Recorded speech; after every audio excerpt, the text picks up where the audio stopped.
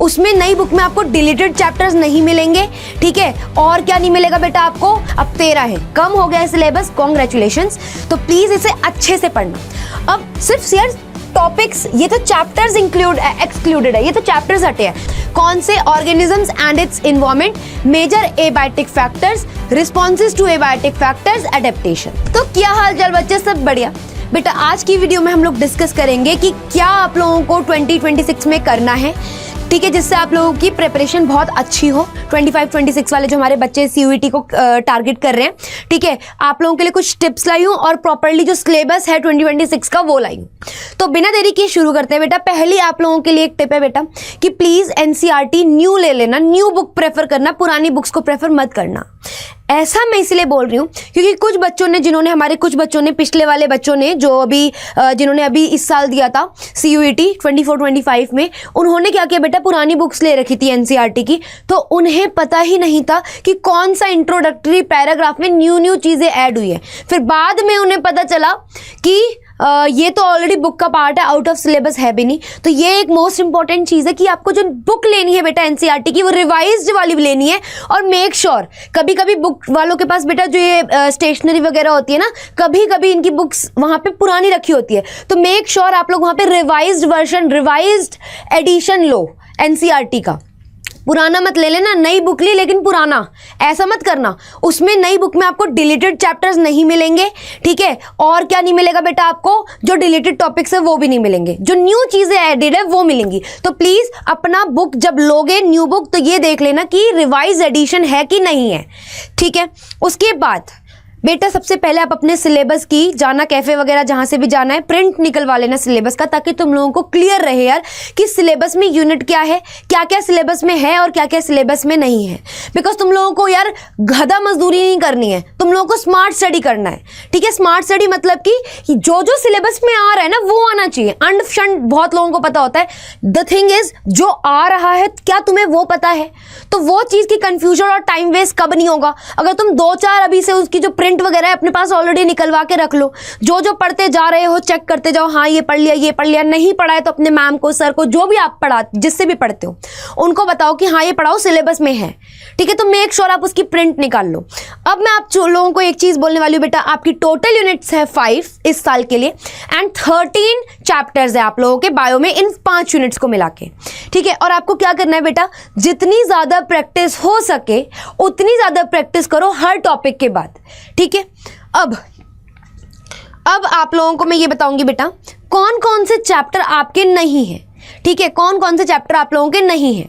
एक तो नहीं है reproduction in organisms from unit reproduction, ठीक है। फिर strategies for enhancement in food production. देखो ये रहा सिलेबस, है ना, ये पहले से इसमें हुआ करता था बायोलॉजी एंड ह्यूमन वेलफेयर में, बट अब कट चुका है, ठीक है, नहीं करना है। और अगर पुरानी बुक ली तो तुम लोगों को पता ही नहीं चलेगा, ठीक है। फिर बोलते रहना कि नहीं कराया, वो है ही नहीं इसलिए नहीं कराया होगा जो भी आपको पढ़ाएगा, ठीक है। तो ये चैप्टर नहीं है बेटा। उसके अलावा क्या नहीं है बेटा, इन्वायरमेंटल इश्यूज, जो इकोलॉजी का एक चैप्टर हुआ करता था पहले से, अब वो नहीं है। इकोलॉजी एंड इन्वायरमेंट का ये लास्ट चैप्टर हुआ करता था, अभी कट चुका है, इन्वायरमेंटल इश्यूज, ठीक है। तो ये भी नहीं आएंगे। 3 चैप्टर कट गए, इसलिए 13 चैप्टर है, पहले 16 हुआ करते थे, अब 13 है, कम हो गया है सिलेबस, कॉन्ग्रेचुलेशंस। तो प्लीज इसे अच्छे से पढ़ना। अब सिर्फ यार टॉपिक्स, ये तो चैप्टर्स एक्सक्लूडेड है, ये तो चैप्टर्स हटे हैं, कुछ टॉपिक्स भी एक्सक्लूडेड है, ये नहीं पढ़ने बेटा आप लोगों को एज पर द CUET 2026, ठीक है। क्या नहीं पढ़ना बेटा, ऑर्गेनिजम्स एंड इट्स एनवायरनमेंट नहीं पढ़ना, मेजर एबायोटिक फैक्टर्स नहीं पढ़ने, रिस्पॉन्सेज टू एबायोटिक फैक्टर्स नहीं पढ़ने। काफी बड़े बड़े टॉपिक है ये, ठीक है, काफी बड़े बड़े टॉपिक थे जो हट गए हैं। अडेप्टेशंस नहीं पढ़ना, और बेटा ecological succession and nutrient cycle नहीं पढ़ना, जिसमें बच्चों को बहुत डर लगता था कि मैम पता नहीं कितने सीक्वेंस है, किससे क्या बन रहा है। तो भाई देखो 3 बड़े बड़े चैप्टर्स और इतने बड़े बड़े टॉपिक्स कट चुके हैं बेटा, इकोलॉजी से कटे एक्सक्लूडेड टॉपिक्स मेनली। तो प्लीज अब अच्छे से पढ़ना, ठीक है। और ओवरव्यू में आपको ये दिखा देती हूं कि क्या है आप लोगों का चैप्टर, ठीक है। देखो बेटा, रिप्रोडक्शन वाली यूनिट से sexual reproduction in flowering plants है, ह्यूमन रिप्रोडक्शन है, रिप्रोडक्टिव हेल्थ है। जो जो न्यू बुक में है यहाँ पे वो सब ऑलरेडी लिखा हुआ है, कुछ नया नहीं है एज सच। ठीक है, बुक में, न्यू बुक में देख लेना एक बार, और प्लीज इसका प्रिंट निकलवा लेना। जेनेटिक्स एंड इवोल्यूशन में क्या है बेटा? Principles of inheritance and variation, molecular basis of inheritance, evolution, origin of life वगैरह जो चैप्टर है पूरा उसमें अंदर है। ठीक है, वो पढ़ना है, इवोल्यूशन बेसिकली।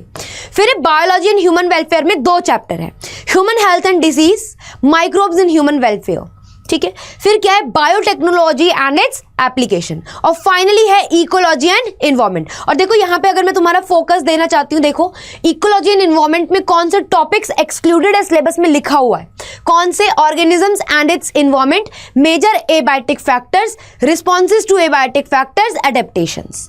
ठीक है, इस वाली इकोसिस्टम वाली यूनिट में जो चैप्टर हटा हुआ है बेटा, that is ecological succession and nutrient cycle. तो प्लीज आप लोग भी बेटा ये सिलेबस को थोड़ा सा ध्यान में रखे, अकॉर्डिंगली प्रिपेयर करें। ठीक है, और अब बेटा देखो, ज़्यादा टाइम अब तुम देखोगे, जून जुलाई तो आने ही वाला है, आ ही गया है, तुम्हारी छुट्टियां चल रही हैं, 13 चैप्टर्स है। हर एक चैप्टर को भी अगर 1 महीना देते ना तो भी अब तुम्हारे पास उतना टाइम नहीं है जितना तुम्हारे CUET 2026 को तुम लोग टारगेट कर रहे हो। तो इट्स हाई टाइम पढ़ना शुरू कर दो, वरना जब लास्ट में आओगे बहुत पैनिक हो जाओगे बेटा। सो ये आपके लिए एक छोटी सी टिप है अभी से कि प्लीज़ जो टीचर आपको पढ़ा रहा है, जिससे आपको समझ आ रहा है, जिसको आप फॉलो करते हो, मानते हो, अच्छे से पढ़ो, साथ साथ प्रैक्टिस क्वेश्चंस लगाओ, और अपने सिलेबस को देखते हुए जो जो होते जा रहा है टिक करते जाओ, और साथ ही साथ उसकी रिवीजन करो, क्वेश्चंस लगाओ। ठीक है, और ज़्यादा बढ़िया से करना है तो अपने जो टॉपिक्स तुमने पढ़ लिए अच्छे से, जिस फ्रेंड को हेल्प है ना उस फ्रेंड को समझाओ। ठीक है, उससे क्या होता है, चीज़ें ज़्यादा रिटेन रहती है। सो आज के लिए बस इतना ही। कोई कंफ्यूजन है, डाउट है, कमेंट करके बताओ, I will definitely try to reply, या फिर नेक्स्ट वीडियो में मैं आपको उसका आंसर करूंगी। ठीक है, सो आज के लिए बस इतना ही। और एक स्पेशल बात बेटा, मेरे से अगर आप लोगों को कोई भी गाइडेंस चाहिए, कोई भी, जिससे हो सकता है कोई ऐसी फैक्टर हो जो आप किसी से बात नहीं कर पा रहे, शेयर नहीं कर पा रहे हो, but if you want me to answer, आप मेरे टेलीग्राम चैनल पे जुड़ सकते हो, that is CUET Nisha Mandral, CUET biology. बेटा इस पे आप लोग ज्वाइन कर सकते हो। अभी मैंने परसों तरसों ये वाला चैनल बना रखा है, जल्दी से ज्वाइन हो जाओ। ठीक है, हम लोग अभी बहुत छोटी फैमिली है, मैं आप पे ज़्यादा ध्यान दे सकती हूँ, 1-on-1 इंटरेक्शन होता है मेरा वहाँ पे बच्चों से।